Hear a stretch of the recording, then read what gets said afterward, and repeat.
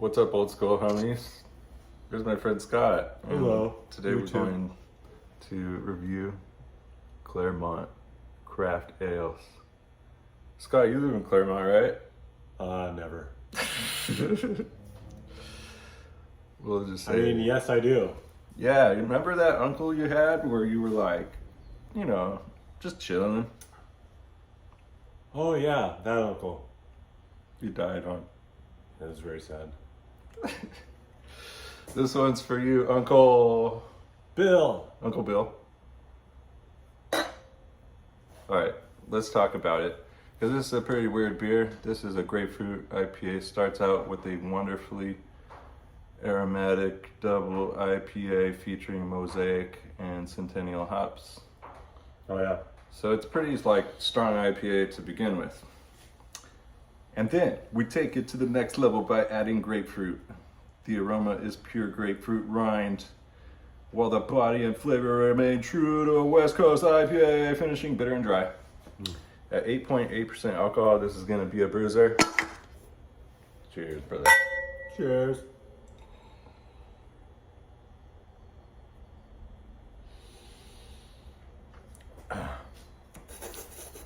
Scott was pre-gaming this drink, so he already knows what it tastes like.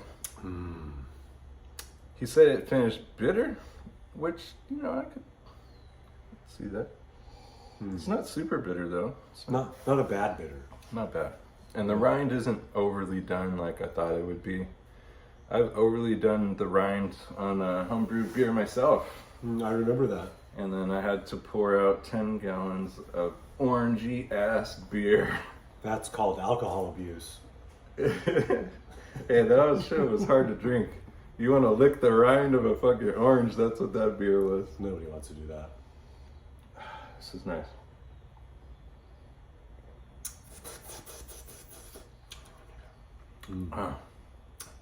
You can really taste the grapefruit in it.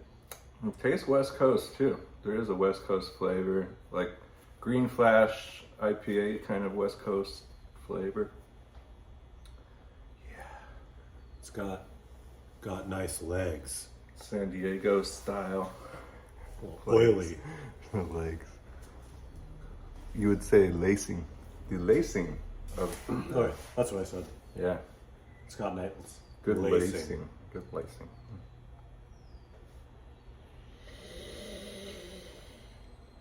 Half it.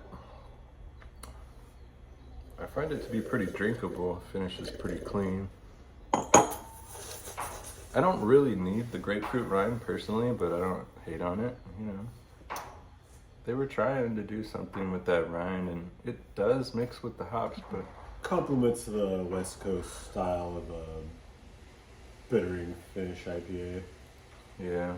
I think the Green Flash West Coast IPA, which is a beer that you could probably still come across, might have a little bit more hoppy grapefruit flavor without the grapefruit rind. And therefore, I'd rather have that beer than this beer. And that's a condescending thing to say, because it is good. It's a good ass beer. And it tells me that the rest of their ales are going to finish pretty clean, and it's a good brand, you know. Just wasn't totally what I want. I don't really drink IPAs much. Scott drinks hazy IPAs here and there and stuff. I'll drink an IPA. I'll give it a chance. A lot of them are bad. It's a little. This one, I would drink again. Well, it's available at the local liquor store, so I just, you probably will drink it again. I'd say the grapefruit was done right. I think it's cool. It's not a bad concept. The color of the beer is pretty cool. It's not too over caramely.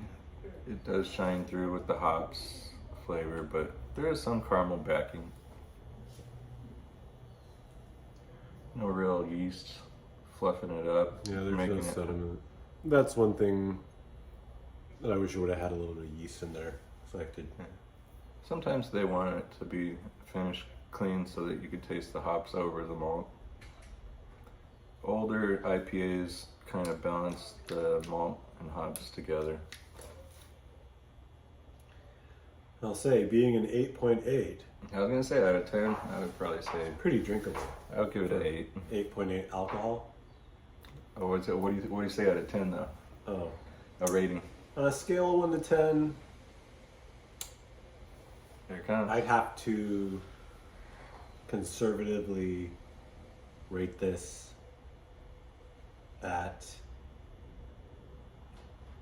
I said 8.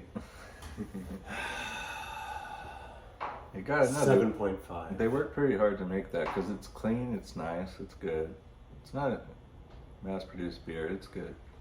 It's worthy of being a microbrew, you know. 7.5 and 8 for me.